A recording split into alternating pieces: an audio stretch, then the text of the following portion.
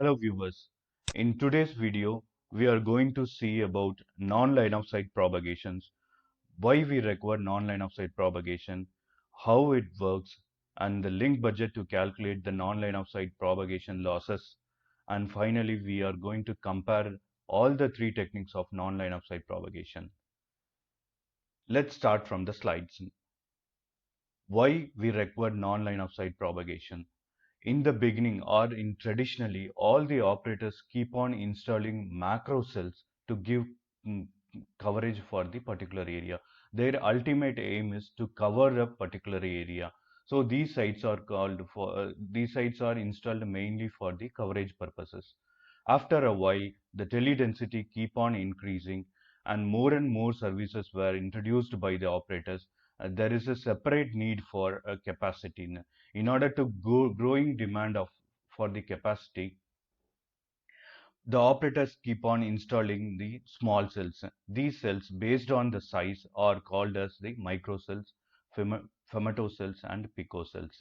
These cells are usually installed in the lamp post or in the street. They usually 3 meter to 6 meter height from the ground level. These microcells are connected to the macrocells using a microwave link. We all know that we can't able to pull the fiber to the every nook and corner of the site or in the building. So that's why we rely on microwave communications to connect these small cells to the macrocells.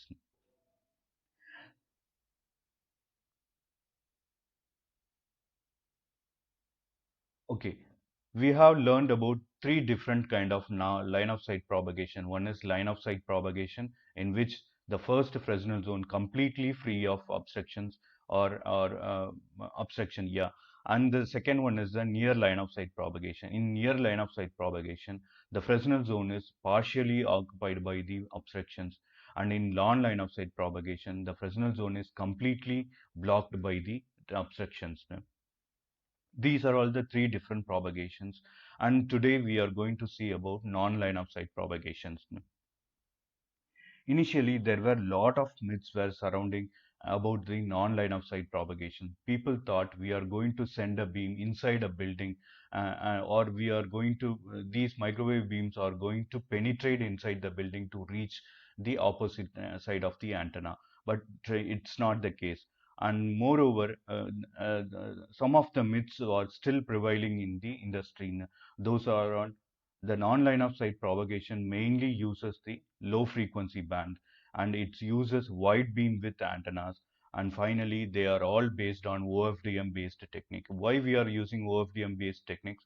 Because in order to get a better capacity and speed, we use the OFDM techniques in the non-line of sight environment. But actually, we have broken all these myths. We started using high frequencies. Why we are using high frequency? We all know that if you are using high frequencies, the antenna gain will be high. The Whenever the antenna gain is very high, we can use the smaller antennas. These smaller antennas will be very much useful to install it in the wall post, street post, or in the building walls. Moreover, if the gain of the antenna is high, then the antenna will be highly directional. Second one is narrow beam width. As we seen in the earlier videos, if the frequency of the microwave link is increased, then the beam width will be very narrow. If the beam width is very narrow, then there are two different advantages. One is the interference will be very low, and the second one is multipath propagation will not be there.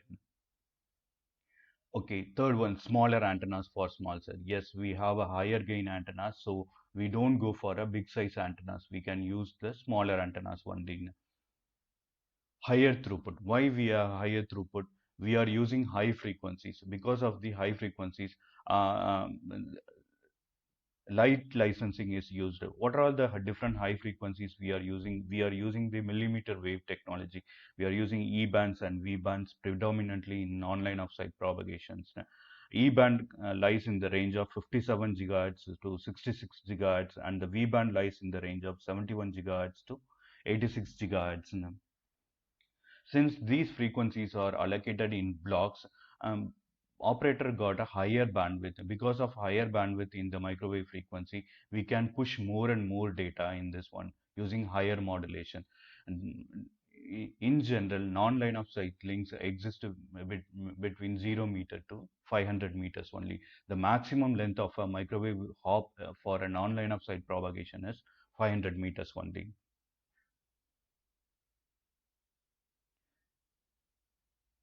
Okay, how this non-line of sight links exist or non-line of sight propagation works. We have seen in line of sight propagation, the terrain affects, the terrain plays a different role in the non line of sight propagations. And the terrain effects in line of sight propagations are one is diffraction, second is reflection, and the third one is penetration. So these three techniques which used to hamper the propagation in line of sight propagation, but they are going to help us in this non-line of sight propagations. Let's see how these three techniques works.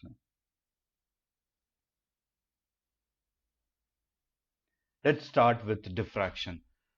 What is diffraction? In this diffraction, we are using knife edge model, and diffraction is nothing but when a microwave beam passes through a knife edge, then the part of the beam will be diffracted, and there will be a heavy loss, that is called as a diffraction loss.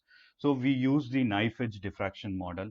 If we are using knife edge diffraction model, there are two things are there. One is this obstruction, the knife edge should be perpendicular to the Fresnel zone, and the sharpness of the obstruction should be infinite.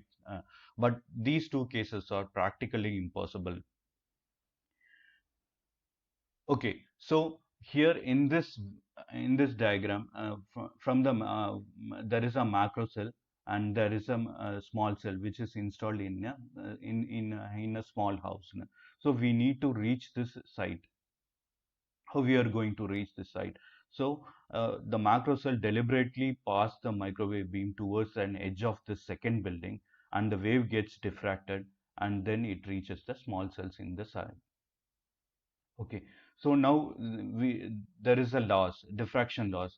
Uh, how, the diffraction loss depends upon two different conditions. One is the angle from angle of diffraction, and the second one is the ratio between d1 and d2.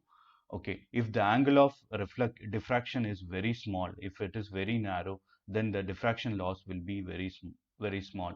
And if the obstruction, the second building is either close to the macro cells or to the destination site, then the diffraction loss will be very small.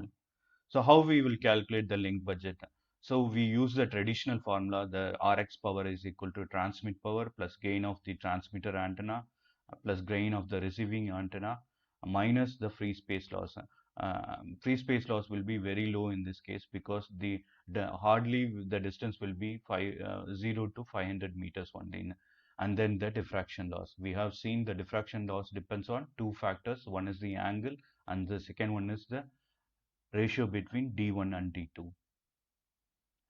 In this diffraction model, there are two different types are there. One is vertical diffraction and the second one is horizontal diffraction. If the obstruction, the building is the obstruction is in vertical edge, that is called as vertical diffraction. Or if the obstruction is in horizontal position, then it is called as horizontal diffraction.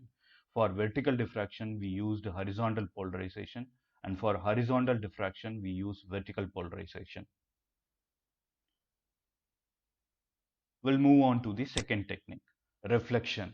Okay, the scenario is there are two sites, site A and site B. These two sites are blocked by a building. Okay, so how we are going to connect these two sites? There is a wall behind behind the obstructions. So I am deliberately passing the microwave beam towards the wall, and it gets reflected and it reaches the destinations. So here there are two conditions. These two conditions should be met. The antenna A, the antenna B, and the reflection point should be in the same height. And the second one is angle of incidence should be equal to angle of reflection. So in that case, we have only one reflection point. So that is the disadvantage here in the reflection. So what are the reflection losses? The reflection losses mainly depend upon angle of incidence and the second one, the type of material it gets reflected. So for soft materials, the attenuation is ranges from 3 dB to 6 dB, and for hard materials like bricks and hard stone walls, the attenuation is in the range of 10 dB to 12 dB. So again, the link budget is same. The receiving power is equal to transmit power plus gain of the transmit and receive antenna minus free space loss minus the reflection losses. So how we used to tune these kind of links? Since the reflection loss is very low, most operators mainly rely on the reflection techniques. How they are going to tune this particular link? One condition is when we do the line of sight survey, the a person who is standing in the reflection point can able to see both the antennas from this reflection point.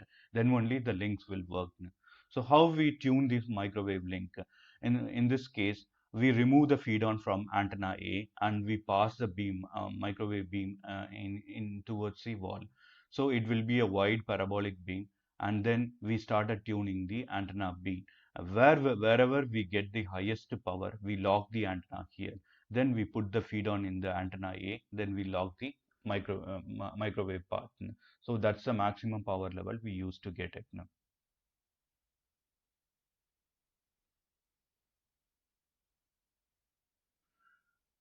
Like diffraction, in reflection also we have vertical reflection and horizontal diffraction.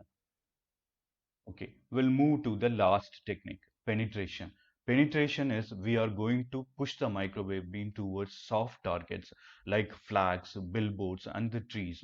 So it's again depends upon the penetration loss depends upon two different conditions. One is wet conditions, second one is windy conditions, and the third one is density of the leaves. Okay, there will be for example, this tree doesn't have much leaves. This one is having more dense leaves, and this one is have a very high dense leaves.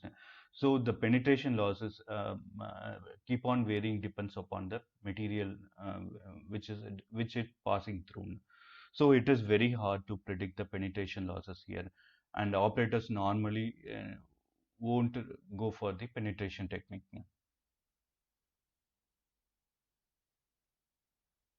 So which one to choose? We have three different techniques. In diffraction loss, the advantage is the power is in the larger area. So power, lot of power will be diffracted in this area. Moreover, this is above ground level. That is 3 meter to 6 meter or to maximum 9 meter. That the interference will be very low in this particular area, and the disadvantages is high free diffraction losses. And the second technique, the reflection, here the advantages is low loss. The losses depends upon the material it gets reflected, and the disadvantages is only one reflection point, and the NLOS survey is the key here. And the third one is the penetration technique. Here it is very hard to predict the penetration losses, so people won't rely on this technique. Okay, so we are going to compare the traditional line of sight links with non-line of sight links. What are the differences between two different techniques? One is the low RX power level in the non-line of sight because of the losses in three different techniques, and then the high non-line of sight losses, diffraction losses, reflection losses, and penetration losses, which are not there in the line of sight propagation. Shorter hop length. Usually, non-line of sight links have a maximum hop length of 500 meters. So what is that thing? It is having a low fade margin. Because of low RX power, the fade margin will be very low, and because of the shorter hop length, the free space loss will be very low. Okay, that's all, viewers. Thanks for your time. Have a nice day.